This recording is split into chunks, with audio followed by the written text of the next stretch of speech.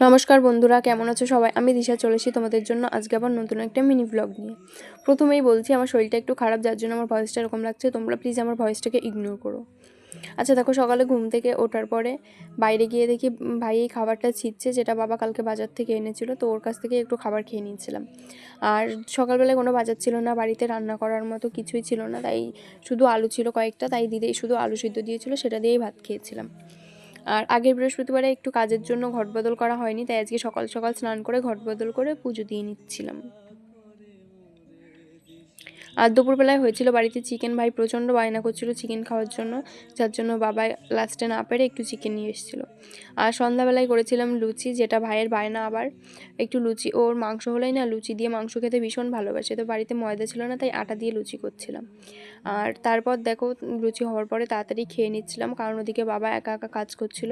একটু তাড়াতাড়ি বাবার হাতে হাতে কাজ করে দিলে একটু তাড়াতাড়ি হবে, তাই তাড়াতাড়ি খেয়ে বাবার হাতে একটু হাত লাগিয়ে দিচ্ছিলাম। আর আমাদের এর আগে দুদিন মিস্ত্রি নিয়েছে, বাট আমাদের পক্ষে তো রোজ রোজ মিস্ত্রি নিয়ে মিস্ত্রিকে অতগুলো টাকা দেওয়া সম্ভব না, যার জন্য এখন বাবা যতটা পাচ্ছে নিজেই করছে। চলো, তোমাদের সাথে দেখা হচ্ছে অন্য ব্লগে। সবাই প্লিজ আমাকে একটু সাপোর্ট করো, আমাকে একটু এগিয়ে যেতে সাহায্য করো।